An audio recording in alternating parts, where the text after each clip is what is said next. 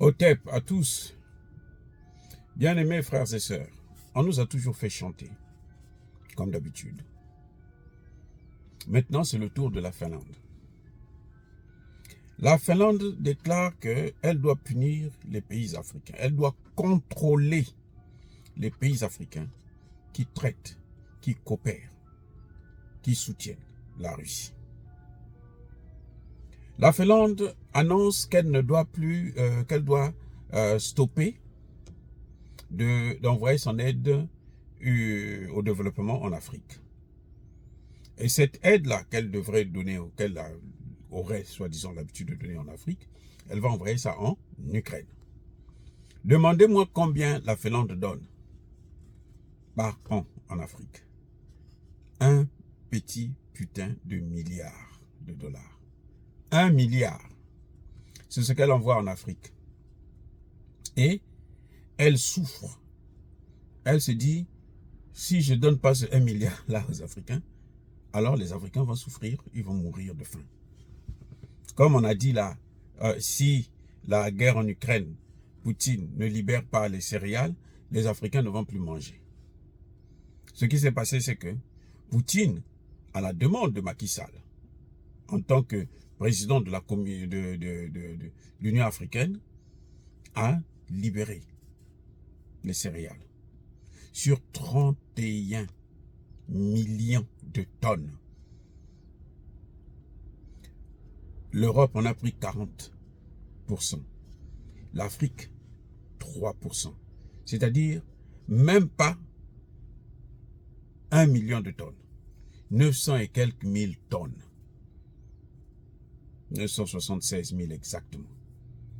Vous voyez comment ce sont des menteurs. Alors, ils sont tellement grossiers et stupides.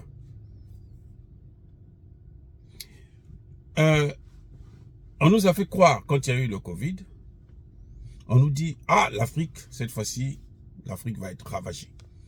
Parce que nous, on ne veut pas leur donner nos putains de vaccins. Leur vaccin en question, maintenant, c'est problématique. Bon, ça, c'est un autre sujet.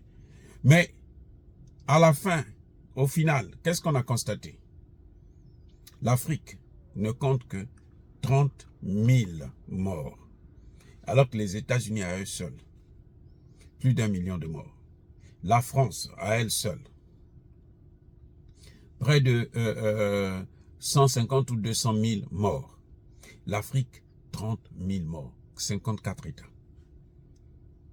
Maintenant, la Finlande vient nous faire chanter.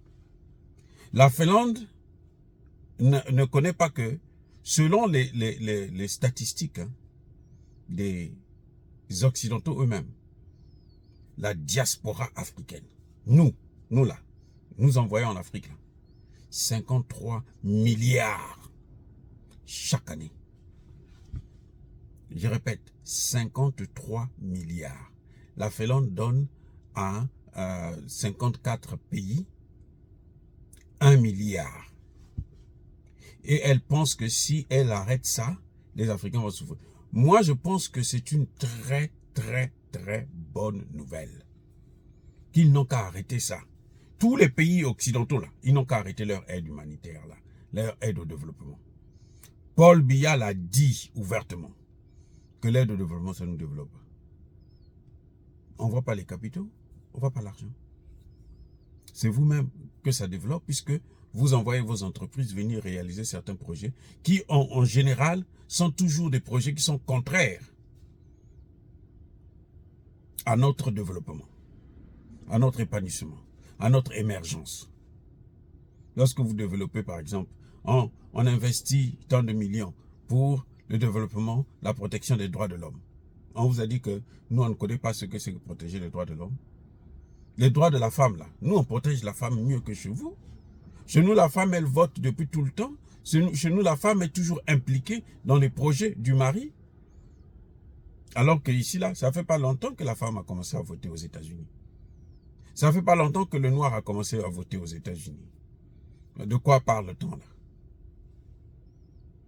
Oui, donc, la Finlande, c'est un pauvre État, un pauvre pays qui ne peut même pas assurer sa propre sécurité. Nous, on a subi l'esclavage, on a subi la colonisation, on a subi le néocolonialisme. On est en train de continuer à subir actuellement les invasions avec les bases militaires occidentales. Mais on résiste et on se bat. Ils nous tuent, ils nous pillent. On se bat. Donc, si tous les pays occidentaux peuvent faire autant, mais ce serait vraiment un bon débarras. Un très, très bon débarras. On n'a pas besoin de ça.